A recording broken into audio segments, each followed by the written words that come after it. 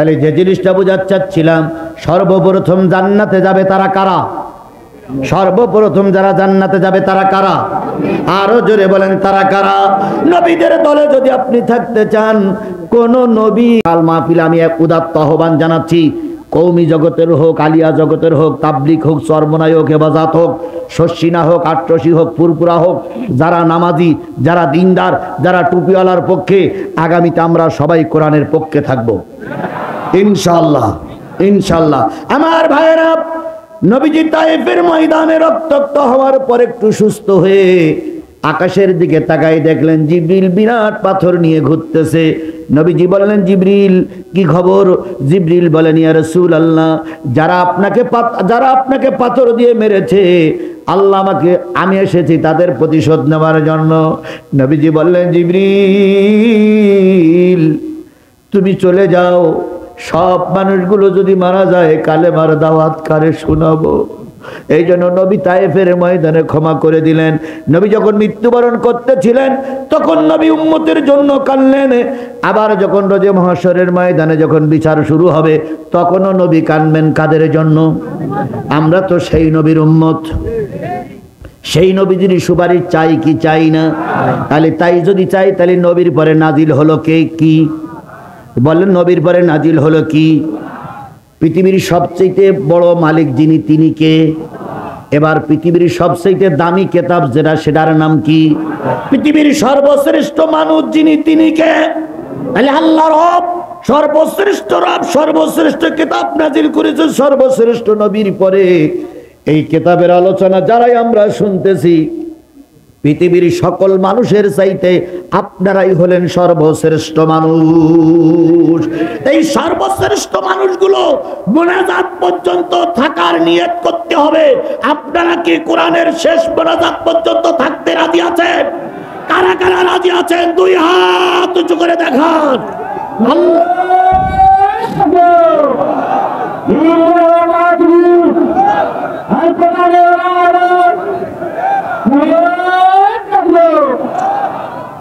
আমরা শপথ করলাম, কি শুনবো?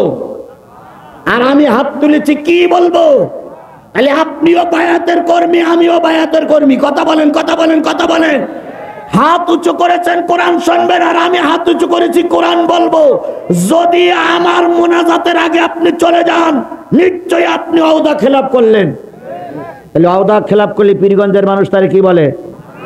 বুঝে শুনে ফতোয়া আপনারাই দিন, আমি ফতোয়া দেবো না।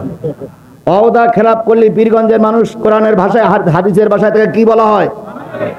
আপনারা ওয়াদা খেলাপ করলে আপনারা যদি ওই হয়, আমিও যদি ওয়াদা খেলাপ করলে আমিও তাই। সুতরাং আজকে নিয়ত করতে হবে, আমাদের সবচেয়ে বড় শত্রু হলো মুয়াজ্জিন। সবচেয়ে বড় শত্রু মুয়াজ্জিন নয়?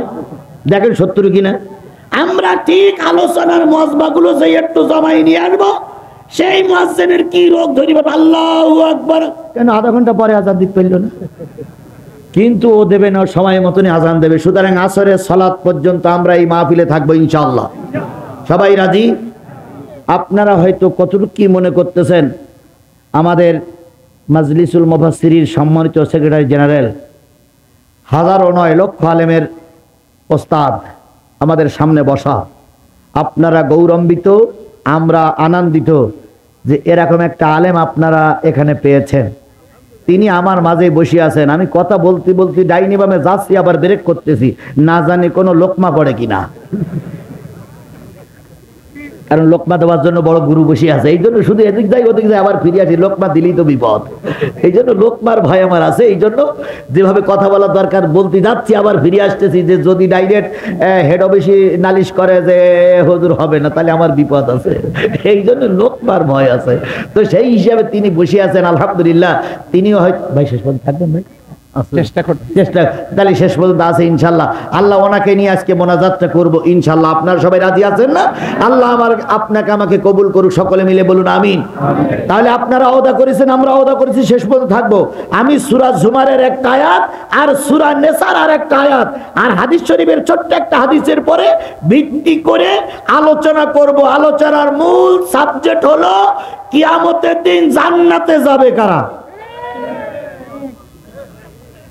আলোচনার মূল বিষয় হলো কিয়ামতের দিন জান্নাতে যাবে কারা? এখন যদি বলেন যে বাংলাদেশ জামাত ইসলামীর লোক জান্নাতে যাবে, আমি ওই মতের সঙ্গে একমত হতে পারি না। কারণ কয়েকদিন আগে বিএনপির এক লিডার বলেছে যে প্রতিদিন যদি জিয়ার নাম নাও তাহলে জান্নাতে যাওয়া যাবে। নাউজুবিল্লাহ বলবেন ভাই, কারণ এখানে বিএনপির লোক অবশ্যই আছে, এখানে বিএনপির লোক থাকা অস্বাভাবিক কিছু না। কিন্তু ওনারাই বলেছে যে বিএনপির জিয়াউর রহমানের নাম প্রতিদিন নেবা জান্নাতে যাওয়া যাবে। আচ্ছা বলুন তো, বাংলাদেশের কোন বক্তা কোন জামাতের নেতা কর্মী কি বলেছে যে সাইদির নাম জপ করলে জান্নাতে যাওয়া যাবে? সুতরাং জামাত ইসলাম করলে জান্নাতে যাওয়া যাবে এ সার্টিফিকেট আমরা দিতে পারি না, বরং ইসলামী আন্দোলন করলেই জান্নাতে যাওয়া যাবে। আন আকিমুদ্দিন ওয়ালা তাতাফাররাকু ফিহি, দিন কায়েমের পক্ষে যারা ঐক্যজোট থাকবে তারা জান্নাতে যাবে, এ কথা আমরা বলতে পারি। কিন্তু জামাত ইসলাম জান্নাতে যাবে কথা বলার অধিকার আমার নাই। সুতরাং জামাত ইসলাম জান্নাতে যাবে কিনা আমি বলতে পারি না। এখন যদি বলেন হুজুর হেফাজত জান্নাতে যাবে, ওটাও আপনার ব্যাপার। তাবলীগওয়ালারা বলতে পারে হুজুর নিজের খাই নিজের গাই নিজে দাওয়াতে কাজ করি, কেন জান্নাতে যাব না? এতদিন মনে করেছিলাম লাইন ঠিক আছে, কিন্তু যেদিন নিজেরা মারামারি করে 4 জন মারা গেলেন, সেদিন থেকে মানুষ বুঝেছে আপনাদের ভিতরে মহা ভেজাল। কি বুঝেন না আমার কথা? বুঝেছেন তো? এরপরে যদি বলি আওয়ামী লীগ জাহান্নামে যাবে, ও আল্লাহ, ওনাদের নেত্রী দৈনিক 5 ওয়াক্ত করে নামাজ পড়তেন আর 30-40 রাকাত তাহাজ্জুদ নামাজ পড়তেন। ওনারা প্রায় মঞ্চে দাঁড়িয়ে বলতেন আমাদের নেত্রী 30-40 রাকাত তাহাজ্জুদের নামাজ পড়ে। 4 রাকাত নামাজ পড়তে গেলে তাই ঘাম ছুটে যায়, ওনারা 40 রাকাত করে তাহাজ্জুদের নামাজ পড়ে। তারপরে কি বলতেন যে আমাদের নেত্রী সকালবেলা উঠেই কোরআন আর জায় নামাজ খোঁজে। সেই কোরআন আর জায় নামাজ দেশ স্বাধীনের পরে এত খুঁজলাম, কোরআনও পাওয়া গেল না, জায় নামাজও পাওয়া গেল না। এখন জিজ্ঞেস করলাম গেল কই? কয় আমাদের নেত্রী এত কোরআন প্রিয় আর জায় নামাজ প্রিয়, যাবার সময় কোরআন আর জায় নামাজ বকল দেওয়া করে নিয়ে চলে গেছে। তাহলে এরা যে জান্নাতি না তা তো বলতে পারবো না। আপনাদের এলাকায় সবচেয়ে জনপ্রিয় একজন নেতা আছে, তিনি হচ্ছেন হোসাইন মোহাম্মদ এরশাদ। তবে এই চাচারে আপনারা কোন চোখে দেখেন তা আমি জানি না। এই চাচা যদি আওয়ামী লীগের সাপোর্ট না করতো, আওয়ামী লীগ কিন্তু একবারও ক্ষমতায় যেতে পারতো না। এখন এ চাচা জাহান্নামে যাবে কি জান্নাতে যাবে তাও আমি বলতে পারবো না। সুতরাং আমি জান্নাতে যাবে কারা কোরআন দিয়ে দলিল দিয়ে প্রমাণ দিয়ে বুঝাই দেবো ইনশাআল্লাহ। সেই দলের ভিতরে যদি আওয়ামী লীগ থাকে আমি ঠেকাতে পারবো না, সে দলের ভিতরে যদি বিএনপি থাকে আমি বাধা দিতে পারবো না, সে দলের ভিতরে যদি ইসলামী আন্দোলন বাংলাদেশ জামাত ইসলামীর নেতা কর্মীরা সেই দলে থাকে আমি ঠেকাতে পারবো না। কথা বলেন, কথা বলেন, কথা বলেন। সুতরাং কোরআন আর হাদিস দিয়ে বললি কারোর কোনো প্রশ্ন থাকার কথা, তাহলে আমি সেই কথাটা বলবো ইনশাল্লাহ আসরের আজানের আগ দিয়ে। আপনারা কি শেষ পর্যন্ত আমার সঙ্গে থাকবেন তো ইনশাল্লাহ? যদি থাকেন বলুন তো এই মাহফিলটা করার সময়, এই মাহফিলটা যখন হলো, যদি নুরুল আমিন ভাইকে দাওয়াত না করে 5 জন আওয়ামী লীগের ভাইকে দাওয়াত করতেন, আপনাদের কাছে কোনো টাকা চাতাম না। যদি বলেন হুজুর ওদের পরে আপনার এত মহব্বত কেন? ওরে ভাই মহব্বত না, খেয়ে ওরা তো তরমুজের মতন মোটা হয়ে আছে। ওদের 4 জনের দাওয়াত দিয়ে 4 জনের কাছে 4 লাখ টাকা নিতাম, বা ঝামেলা মরে দিত, কারোর কাছে কোনো টাকা চাওয়া লাগতো না। এখন যদি মনে করেন নুরুল আমিন নমিনি, নুরুল আমিন 50,000 দেখ, নুরুল আমিন মামলা টাকাবে না, আপনাকে টাকা দেবে। আমার জেলা আমির কাছে খোঁজ নেন, আমার নামে 20টা মামলা। 5 দিন আয়নাঘরে রেখেছিল ওরাই। আমার বাড়ি ঘরের একটা অংশ বুলডোজার দিয়ে ওরা ভেঙে দেয়। আমার মা মার খায়, আমার মেয়েটা মার খায় শুধু ওদের কাছে। এখন আমরা তো 20টা মামলার আসামি, একটা মামলার জামিন করতে গেলে 50,000 1 লাখ টাকা লেগেছে জামিন করতে। এরপরে দীর্ঘ 12-13টা বছর জেলখানার বারান্দায় শুধু আসছি গেছি যাইছি করতে করতে এই জীবন শেষ। সুতরাং আমাদের নেতাদের কাছে দাবি করবো না তা নয়, এই মাহফিলটাকে এখানে চলুক, এটাকে আপনারা চান, সবাই মিলে চান। এখন মাহফিলে 1 লাখ টাকা খরচ হয়েছে, যদি খরচের টাকাটা ওদের হাতে তুলে দিতে না পারি, আগামী বছর বলবে ও হুজুরদের দেইনি আর মাহফিল দেওয়ার দরকার নেই, মমতা জারিনে গান দাও।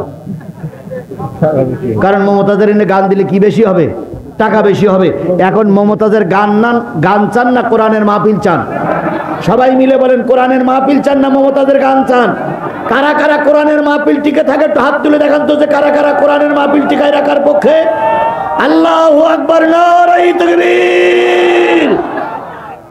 আচ্ছা হয়েছে, যারা পক্ষে ছিলেন তারা একটু পকেটে হাত দেন। 50 টাকা টাকা বের করতে হবে। 50। আমিও হাত দিচ্ছি, আপনিও হাত দেন। দেন দেন দেন। আয় আয় আয় আয় আয়, সাদা প্যাকেট, সাদা প্যাকেট। বসেন, কারো টাকা তুলতে হবে? টাকা আমি একলাই তুলবো, কারোর টাকা তোলা লাগবে না। আমি অন্যরকম লোক, টাকা তোলা লাগবে না। কারা কারা 50 টাকা বের করেছেন হাত তোলেন তো। এতগুলো লোকের ভিতরে এই কয়টা লোক হাত তুললেন? আচ্ছা 50 টাকা বেশি হয়ে গেছে, 20 টাকা করে দেন, হাত তোলেন। 20 টাকা 20 টাকা 20 টাকা। এবার প্রায় লোক হাত তুলেছে। 20 টাকা নাই, 10 টাকা দেন। 10 টাকা। এবার 10 টাকা কারা কারা দেওয়ার পক্ষে হাত তোলেন তো। 10 টাকা 10 টাকা 20 টাকা 30 টাকা 40 টাকা 50 টাকা আপনারা দেবেন। বের করে রাখেন, দেওয়া লাগবে না, বের করে রাখেন।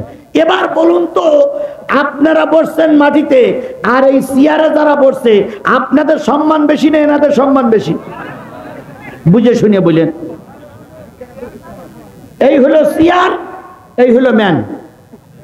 Chair man chair, man. তাই না ভাই? তাই না ভাই? বলেন বলেন বলেন। তাহলে চেয়ারম্যানদের মর্যাদা যদি বেশি না হবে তাহলে চেয়ারে বসতেছে কেন? তাহলে নিশ্চয়ই এনাদের মর্যাদা আপনাদের চাইতে একটু হলো। তাহলে আপনারা যদি 50 টাকা দেন, তাহলে এনারা কমপক্ষে 5000 দেবে। যদি না দেবে তাহলে চেয়ারে বসলেন কেন? কি ভাই, বোঝেন না আমার কথা? বোঝেন নাই আমার কথা? বোঝেন নাই কি আমাদের কথা? বোঝেন নাই আপনারা? তাহলে যদি বুঝে থাকেন, তাহলে আমি চেয়ারে বসে আছি, আমার পক্ষ থেকে 500 টাকা। তাহলে আমার পক্ষ থেকে যদি 500 টাকা হয়, তাহলে নিচে চেয়ারম্যান যারা বসে আছে ওদের পক্ষ থেকে 500 টাকা, আর ওপরে চেয়ারে যারা বসে আছে ওদের একটু র্যাঙ্ক বেশি। কারণ ওখানে হলে প্লাস্টিকের চেয়ার আর এখানে হলো কাঠের চেয়ার। তাহলে ওখানকার এখানকার র্যাঙ্ক বেশি। তাহলে এখানকার র্যাঙ্ক বেশি হলে ওখানে যদি 500 হয়, 1000 হয়, তাহলে এখানে 5000 10,000 20,000 হবে। এটাই স্বাভাবিক। এখন আজকের মাহফিলের সবার উপরে যিনি, তিনি হলেন সভাপতি। তারপরে নিচে যিনি, তিনি হলেন প্রধান অতিথি। এ মাহফিলের সভাপতি কই? আপনি? জি। এই মাহফিলের সভাপতি ইনি, আর এই মাহফিলের প্রধান অতিথি আমার ভাই। প্রধান অতিথি দিলেন 10,000 টাকা। আগেই বলেছি অবস্থা খারাপ, তারপরে মন খারাপ নেই ইনশাল্লাহ। 10,000 টাকা দিতে গেলে নুরুল আমিনের যে কত কষ্ট হয়েছে কেউ না জানলে আমি জানি। কারণ নুরুল আমিনকে এই পীরগঞ্জের যতগুলো মাহফিলে অতিথি হতে হবে, প্রত্যেকটা মাহফিলে যদি 10,000 করে টাকা দিতে হয়, আমার দল অত টাকার মালিক না যে ওনাকে সেই টাকা দিয়ে সাহায্য করবে। সুতরাং গাটির পয়সা খরচ করে এখানে টাকা দিলেন 10,000। আজকের মাহফিলের প্রধান অতিথি যদি 10,000 দেয়, তাহলে আজকের মাহফিলের সবার উপরে সভাপতি যিনি, তিনি দেবেন 1 লক্ষ টাকা। কারা কারা রাজি আছেন 2 হাত তুলে দেখান। আজকের মাহফিলের সভাপতি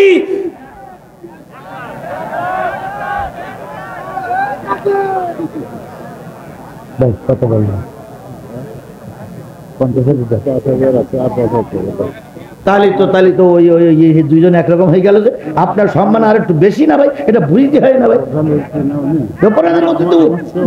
না না, আপনার নাম আগে, আপনার নাম আগে, তারপর অতিথি। আমি ঘোষণা করার সময় আপনার নামটা আগে পড়েছি, তারপর ওনার নাম পড়েছি, সুতরাং আপনি আগে।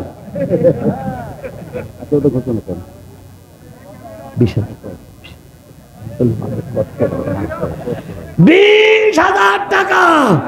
জোরে বলেন নারায়ে তাকবীর।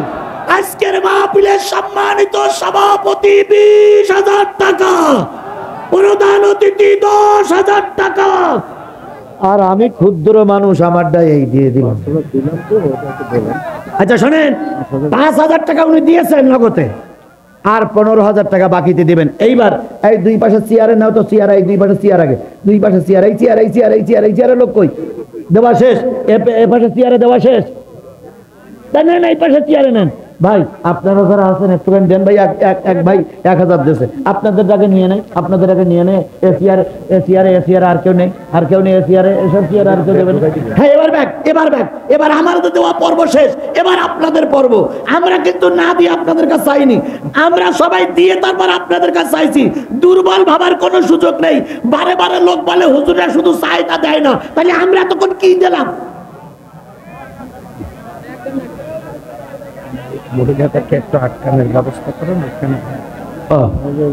আম্মা জানেরা, আমি কিন্তু আলোচনা এখনো আলোচনায় ঢুকতে পারিনি, প্রাথমিক অবস্থা বলেই কালেকশনের জন্য আপনাদের কাছে গেছি। দয়া করে মহিলা প্যান্ডেলে কালেকশনের জন্য চলে গেছে। কোন মা বোন টাকা না দিয়ে যাবেন না এবং যাবেনই না। আসরের আজান পর্যন্ত আপনাদের এখানে থাকা লাগবে। সব মা বোনদেরকে আগামীতে ডিউটি পালন করা লাগবে। এই জন্য মহিলা দয়া করে কেউ উঠবেন না। সবাই মিলে বসুন, সবাই মিলে বসুন, কোনো মহিলা যেন না যায়। সকল মহিলাদের কাছে বলছি, ভাই মাদ্রাসার জন্য যদি কেউ পরে দেখতে চান যে আমি এক ব্যাগ সিমেন্ট দিব, এক বস্তা ধান দিব, কিংবা এখানে বোধহয় পেঁয়াজ হয় নাকি, তাহলে কি হয়, এই দুটো ধান আর অন্য কোনো ফসল যদি দান করতে চান, আল্লাহ আপনাদের কবুল করুক। একটা লোক যেন না ওঠে, একটা লোকের ওঠার কথা বলিনি আমি, কিন্তু কালেকশনের জন্য টাকা দিতে বলেছি। টাকা নাই, চুপ করে বসে থাকবেন। তবুও দয়া করে মাহফিল ছেড়ে চলে যাবেন না। এত বড় আজিমুসান মাহফিল জীবনে আর নাও জুটতে পারে। কথা বলেন ঠিক না বে ঠিক? গত 3-4 শুক্রবার আগে আপনারা দেখেছেন একজন ইমাম সাহেব খুতবা দিয়ে বাংলা ওয়াজ করে কেবল আরবি খুতবা দেওয়ার জন্য উঠেছিলেন, ওখানে স্ট্রোক করে ওখানেই মারা গেছেন। ওরকম একটা অবস্থা আপনার আমার হতে পারে কি পারে না? সুতরাং আপনার আমার জীবনের শেষ মাহফিল মনে করে কোনো মা বোন উঠবেন না, কোনো ভাই উঠবেন না, কোনো বোন উঠবেন না, কোনো বাবাজি উঠবেন না। সবাই বসেন। এবার একটা জোরে তাকবীর দিয়ে আমরা আলোচনায় চলে যাই। সবাই মিলে বলুন নারায়ে তাকবীর। হাফিজুর ভাই এডুহাটা 10,000 টাকা। আরো জোরে নারায়ে তাকবীর। আল কোরআনের আলো। এই কিছু মানুষের খাসলাত খারাপ। দেখেন এতক্ষণ হজ চললো, একটা মানুষ উঠেনি, পিপিলিকাও নড়েনি। যেই না একটু টাকা চাইছি আর ওই এইবার ডায়াবেটিস শুরু হলো। এতক্ষণ ডায়াবেটিস কোন জায়গায় ছিল? বসুন। ইট ভাটার মালিক হাফিজুর রহমান ভাই 10,000 টাকা। একটু জোরে বলেন মারহাবা, আরো জোরে বলেন মারহাবা। আসুন আমরা মূল কোরআনের দিকে ফিরে যাই। আমি আপনাদের সামনে তেলাওয়াত করেছি কোন সূরা? আরো জোরে বলেন। 75টা আয়াত। 75টা আয়াতের ভিতর থেকে আমি আপনাদের সামনে তেলাওয়াত করেছি কয়টা আয়াত? একটা আয়াত। 73 নম্বর আয়াত আল্লাহ বলতেছেন ওয়াসিকাল্লাযীনা তাকাউ রাব্বাহুম ইলাল জান্নাতি যুমারা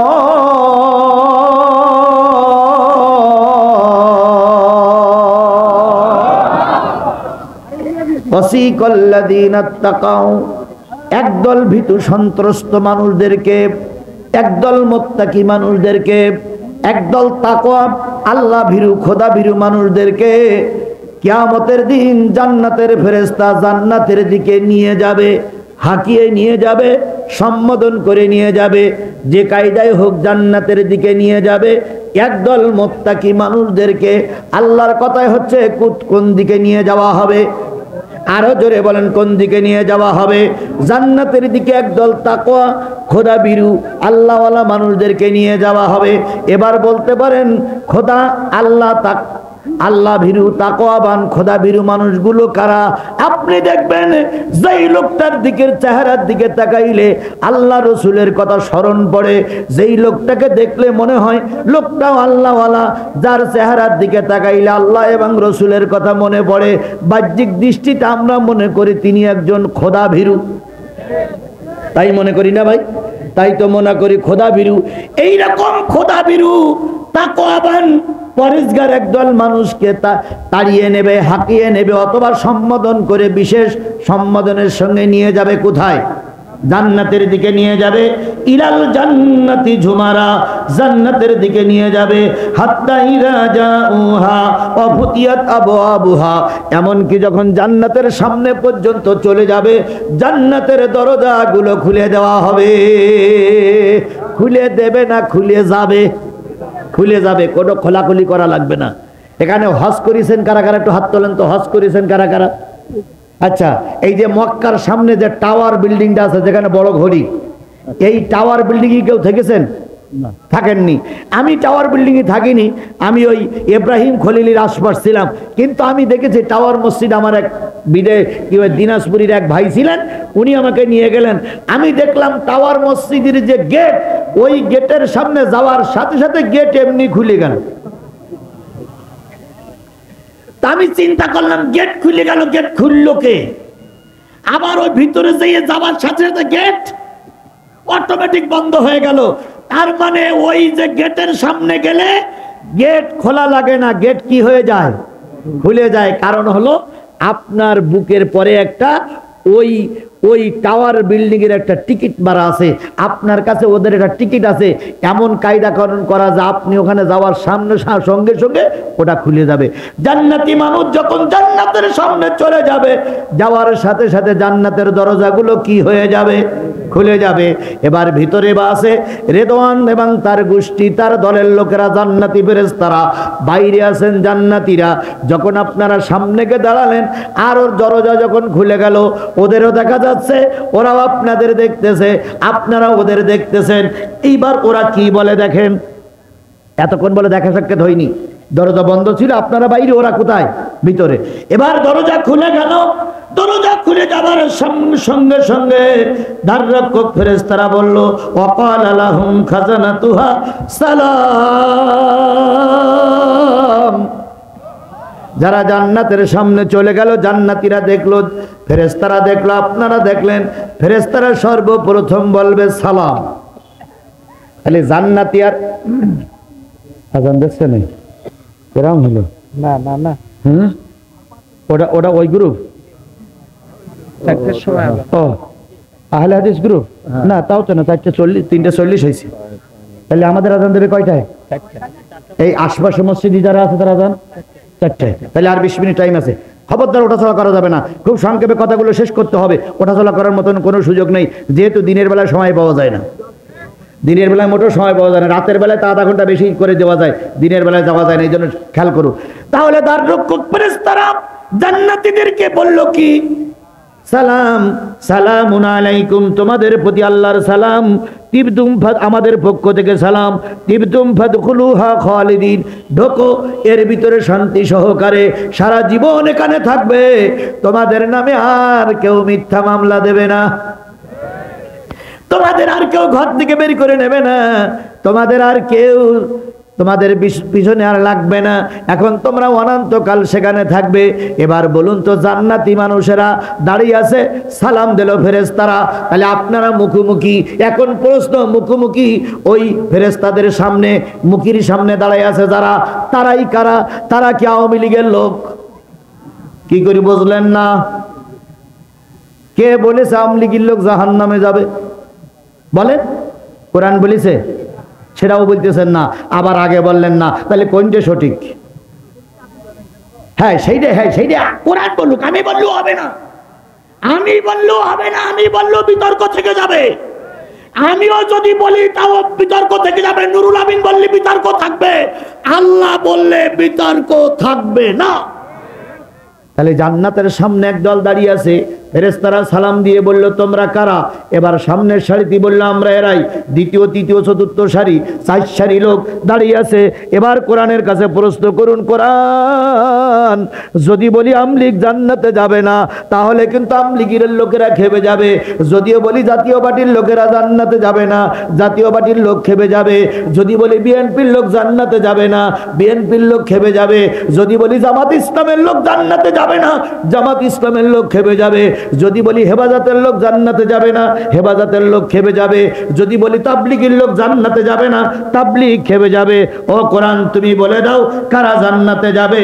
এবার কোরআন উত্তর দিচ্ছে, আল্লাহ পাক কোরআন উত্তর দিচ্ছে, وَمَن يُطِعِ اللَّهَ وَالرَّسُولَ فَأُولَئِكَ مَعَ الَّذِينَ أَنْعَمَ اللَّهُ عَلَيْهِمْ مِنَ النَّبِيِّينَ وَالصِّدِّيقِينَ وَالشُّهَدَاءِ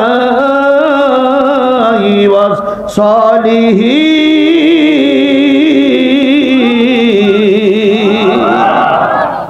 আল্লাহ রাব্বুল আলামিন বলেন, নিশ্চয়ই যারা জান্নাতে যাবে ওই জান্নাতের সামনে কয়টা গ্রুপ দাঁড়াই আছে?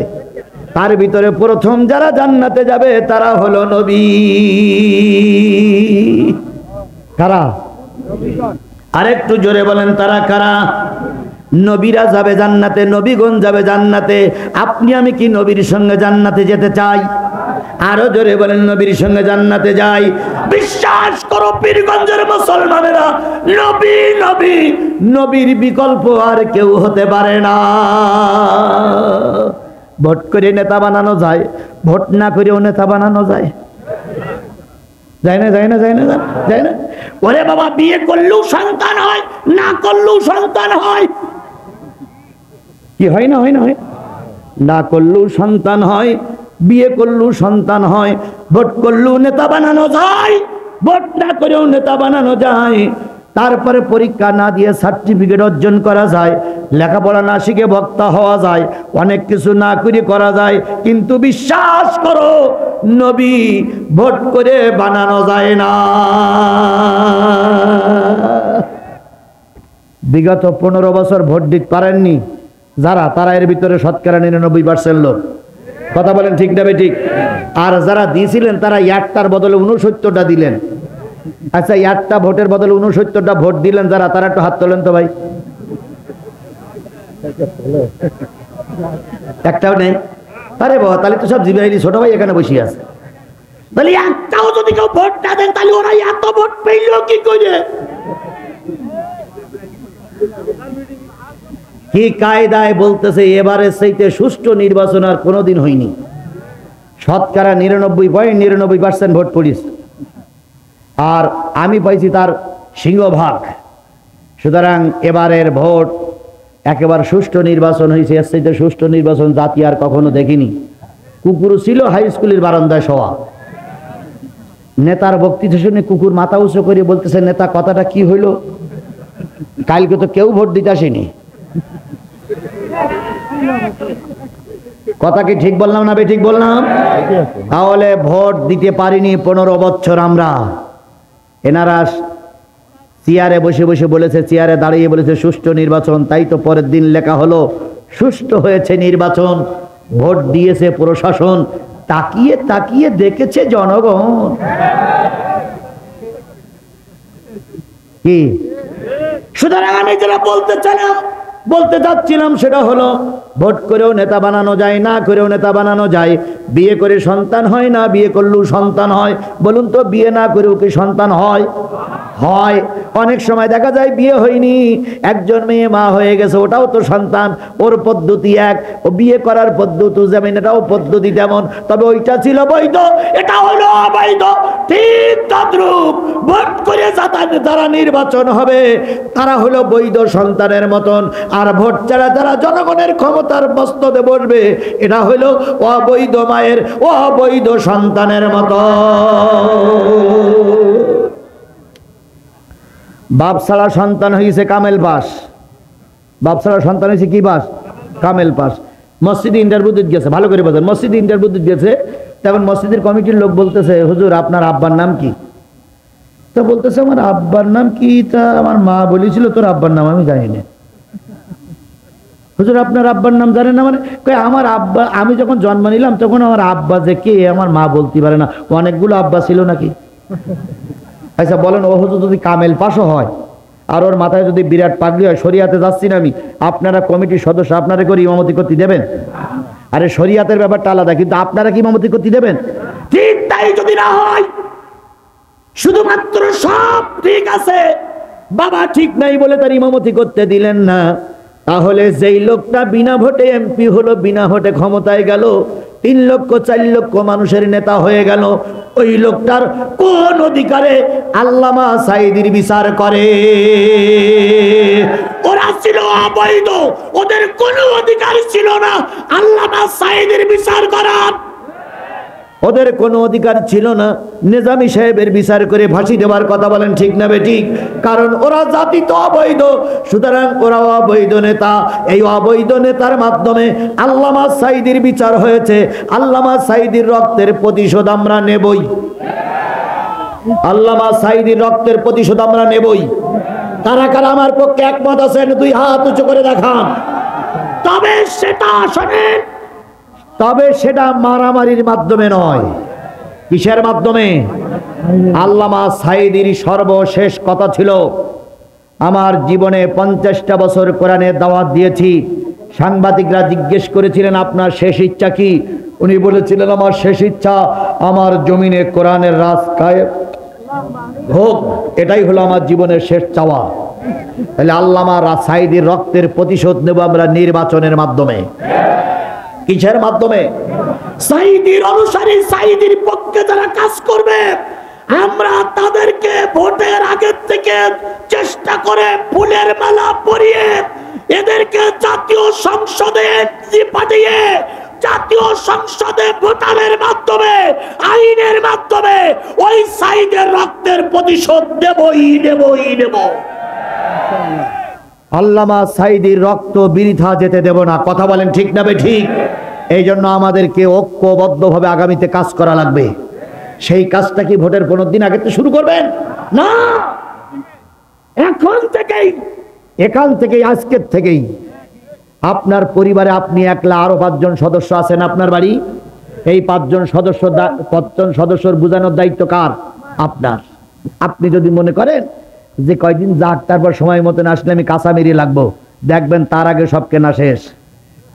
এবার গিলি বলবে ভাই আপনারা আগে আসেননি, আমি যে একজনের ওয়াদা করেছি। আমাদের দেশের লোক কিছু লোক কিন্তু ওয়াদা করার ওস্তাদ। আবার কিছু লোক যে বলে, কিছু লোক একটা সাদা বাংলা বই নিয়ে যায়, বাংলা বই নিয়ে যেয়ে ওই প্যাকেটের ভিতরে করে রাখে। এখন বলে যে আপনার নেই, এটা তো খুব অসুস্থ শুনে আসলাম, তা আপনার আমি 1000 টাকা দিচ্ছি, 1000 টাকা নেন, তা দয়া করে আপনার এই আমার পক্ষে একটু কাজ করেন। তখন ও লোক গরিব মানুষ বলে হ্যাঁ কাজ করবো, সমস্যা কি? তা টাকাটা এখানে দিলাম, এখানতে নেন। টাকাটা নেওয়ার পরে বলতেছে আপনি বলো কোরআন শরীফের পরে তো টাকা নিয়েছেন আমার পক্ষে কাজ করবেন বলে, দয়া করে আমার পক্ষে কাজ করেন। ওই মহিলাটা চিন্তা করলো কোরআন শরীফের উপর তো টাকা নিছি, এই টাকা নিয়ে যদি কাজ না করি তাহলে আল্লাহর কাছে কইবা দিতে হবে। অথচ চেক করে দেখা গেল ওটা কোরআন শরীফ না, ওটা বাংলা বই। এরকম ধোঁকাবাজি আমাদের সমাজে আছে। কথা বলে ঠিক না ঠিক? এই জন্য ওই দেখায় যেন আমার মা বোনেরা পড়তে না পারে, এই জন্য আজকের থেকে টার্গেট নিয়েই কাজ করতে হবে। তাহলে যে জিনিসটা বোঝাতে চাচ্ছিলাম, সর্বপ্রথম জান্নাতে যাবে তারা কারা? সর্বপ্রথম যারা জান্নাতে যাবে তারা কারা? আরো জোরে বলেন তারা কারা? নবীদের দলে যদি আপনি থাকতে চান, কোন নবী দাড়ি কাটেন নাই। কোন নবী কি কাটেন নাই? দাড়ি কাটেন নাই। আর একটা সুন্নত নবীদের ভিতরে ছিল, কোন নবী বেনামাজি ছিল না। পৃথিবীর কোন নবী বেনামাজি ছিল না, কিন্তু আমাদের সমাজে কিছু পীর আছে বেনামাজি পীর। আহা, দাড়ি কাটে না, চুল কাটে না, গোপ কাটে না, বগল কাটে না, আরো কিছু জায়গার পানি আছে, আরো কিছু জায়গায় চুল আছে, কাটেই না, নামাজও পড়ে না, সারা জীবন গোসল করে না, বছরে একবার গোসল করে, একবার। পীরিরে চেয়ারের ভিতরে বসাই রাখি, আর কিছু নারী পুরুষ তার মাথার পরে পানি দেয়, আর ওই পানিগুলো পেপারের পর দিয়ে একটা নালা দিয়ে চলে যায়, আর ওই নালায় ভক্ত মুরিদিরা গ্লাস নিয়ে বসে থাকে। ওই পানি যখন যায় ভক্তরা ওই পানি খায় আর কয় এটা হলো বরকতের পানি। ও আল্লাহর বান্দা, বরকতের পানি কত জায়গা ধুইয়া আসছে তা কি একবার খেয়াল করেছো? বরকতের পানি ধুতেছে, মাথা উঁচু নিচু সব জায়গায় ধুইয়া আসছে, আর ওখানে বরকতের পানি। তাহলে বেনামাজি পীর পাওয়া যায়, দাড়ি কাটা পীর পাওয়া যায়। আট্টশির ময়দানে যেয়ে দেখেন পীরির দাড়ি হলো পিছন দিক, পীরির দাড়ি কোন দিক? সামনের দিক ছাপ্পা, পিছন দিক দাড়ি। পানির ভিতরে আগুন জ্বলে, পানির ভিতরে আগুন জ্বলে, ঝড় বাতাসে নেবে না। খাজা বাবার মুরিদ হইলে নামাজের রোজা লাগে না, খাজা বাবার মুরিদ হইলে নামাজের রোজা লাগে না। পানি গড়গড়াইয়া পড়তাছে, হে বাবা আমায় ডাকতাছে। পানি গড়গড়াইয়া পড়তাছে, হে বাবা আমায় ডাকতাছে। আয়রে মানিক আমার বুকের ভিতর আছে প্রাণ, তার ভিতরে মেশিন গান। ভান্ডারি বাবা আমায় পাগল বানাইছে।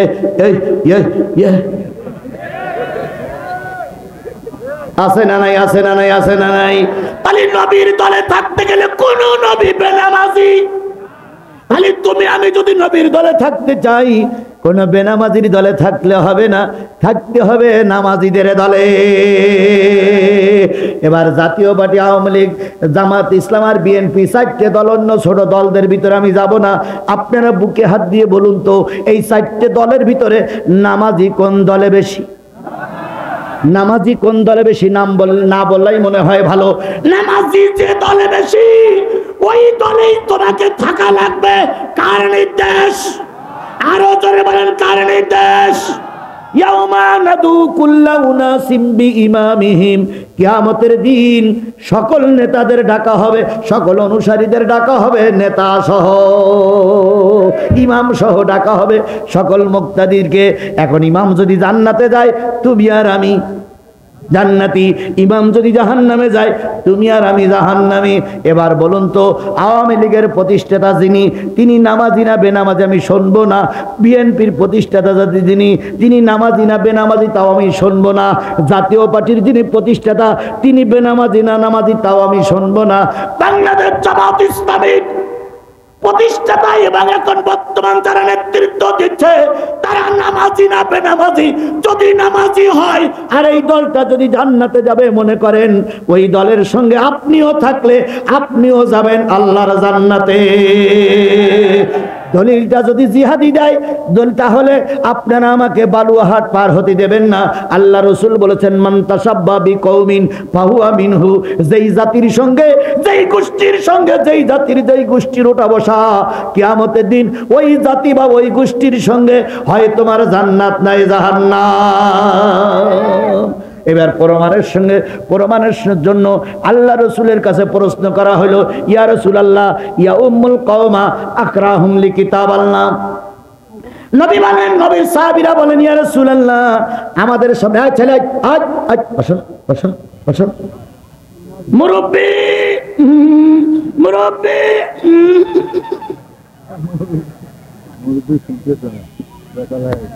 কত হয়েছে? টাইম কত হয়েছে ভাই? কত হয়েছে? 55। আর আর অল্প সময় আমি 4টে কথা বলবো ইনশাআল্লাহ, সংক্ষেপে বলে দেবো। আমি শুধু একটুখানি বলি, সামনে আর আমার আসার সুযোগ হবে কিনা জানি না। আমি যে কথাগুলো বলতে পারছি, নুরুল আমিনের মুখ দিয়ে সে কথাগুলো বাইর হবে না। যদি বলেন কেন?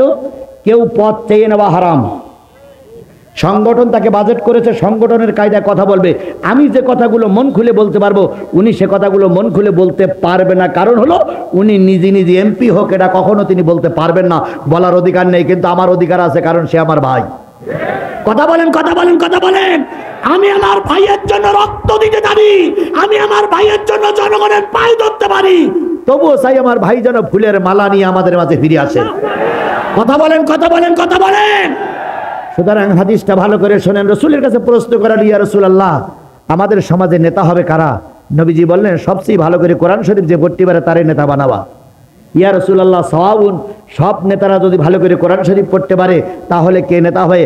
ফাআকদামুহুম বিসুন্নাহ, যার সুন্নতের পাবন্দি আছে, এলেম কালাম আছে, আল্লাহ রসুলকে যারা বেশি মান্য করে তারে নেতা বানাবা। ইয়া রাসূলুল্লাহ, ওটাও যদি সময় হয়, তাহলে বলেন হিজরা, যে ব্যক্তি সবচেয়ে সময় বেশি দান করেছে, বেশি ক্ষতিগ্রস্ত হয়েছে, তাকে তোমরা নেতা বানাবা। ইয়া রাসূলুল্লাহ, ওটাও যদি সমান হয়, তাহলে দেখবা বয়স্কার বেশি। ইয়া রাসূলুল্লাহ, ওটাও যদি সমান হয়, তাহলে দেখবা কার স্ত্রী পর্দায় থাকে। ইয়া রাসূলুল্লাহ, ওটাও যদি সমান হয়, তাহলে দেখবা কার স্ত্রী বেশি সুন্দরী। কারণ যার স্ত্রী সুন্দরী, সে পরের বেড়ার দিকে নজর করে না। এই জন্য দেখবা যে কার স্ত্রী বেশি সুন্দরী। এরপরেও যদি সমাধান না করতে পারো, তাহলে এক জায়গায় বসে সমাধান করে নেবা। তাহলে সেই দৃষ্টিকোণ থেকে আমি আপনাদের কাছে পরীক্ষার জন্য একটা কথা বলে গেলাম, আগামী নির্বাচনে 4 জন কি 5 জন আপনার এলাকায় ভোট চাতি আসবে। ভোট চাতি আসার পরে সবাইকে দাওয়াত করবেন যে ভাই আপনি আগামীকালে আসবেন, সন্ধ্যেবেলা মাগরিবের নামাজ ইমামতি করবেন। আসরে জোহরে ইমামতি করতে দেব না ভাই। কি ঠিক আছে না ভাই? ঠিক আছে, আসরে জোহরের ইমামতি করতে দেব না। ইমামতি করতে দেব কোন ওক্তে? মাগরিবের ওক্তে, জাহিরি কিরাতে ইমামতি করতে দেব। যদি পায়জামা নষ্ট না হয়, তাহলে মনে করব ইসলামের দৃষ্টিকোণ থেকে উনি নেতা। এবার 6 জন দোয়া সাথী আসবে। 6 জনের ভিতরে যদি নুরুল আমিন উপযুক্ত মনে করেন আপনারা, আমি নুরুল আমিনের ভাইয়ের পক্ষ থেকে দালালি করতে আসিনি, জামাতের পক্ষ থেকে দালালি করতে আসিনি, শুধু ইসলামের খাতিরে, কোরআনের খাতিরে কথাটা বলছি। 6 জনের ভিতরে যদি নুরুল আমিন মাগরিবের সালাতে ইমামতি করার যোগ্য মনে করেন, তার চাইতে এত বড় আলেম আর কেউ নেই, এটা যদি মনে করেন, তাহলে আপনাদের ইমানি দায়িত্ব হলো তার পক্ষে কাজ করা। হ্যাঁ, দোষে গুণে মানুষ, দোষে গুণে মানুষ। আস্তে আস্তে আস্তে, হ্যাঁ হ্যাঁ, হচ্ছে দোষে গুণে মানুষ।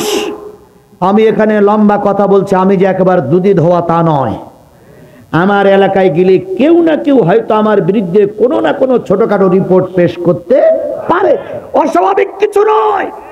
নুরুল আমিনের কাছে, নুরুল আমিন যে সবার কাছে ভালো তাও নয়, তবে আজকের এই কোরআনের খাতিরে সবাইকে অতীতের সব গ্লানি পিছনে ফেলে রেখে শুধুমাত্র কোরআনকে বিজয়ের জন্য সবাইকে মাওলানার পক্ষে থাকতে হবে। কারা কারা কোরআনের পক্ষে, মাওলানার পক্ষে থাকতে রাজি আছে?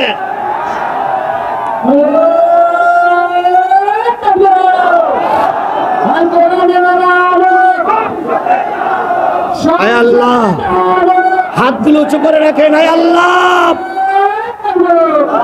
আয় আল্লাহ, আমি একজন মুসাফির, হেদায়েতের চাবিকাঠি আমার হাতে নয়, হেদায়েতের চাবিকাঠি তোমার হাতে। আমি কষ্ট করে এই ভোর দুপুরে হাজারো মাইল, শত মাইল পথ অতিক্রম করে এসে তোমার গোলামদেরকে তোমার পর্যন্ত পৌঁছায় দিলাম। হেদায়েতে তুমি দয়া করে আমাদের সবাইকে হেদায়েত দিয়ে দাও। আজকের এই শপথটা যেন অন্ধকার কামরায় যে আমরা মনে রাখতে পারি, আমাদের এই শপথের কথা মৃত্যুর আগ পর্যন্ত মনে রাখার তৌফিক দিয়ে দাও। আল্লাহ আমাদের কবুল করুক, সকলে মিলে বলুন আমিন। তাহলে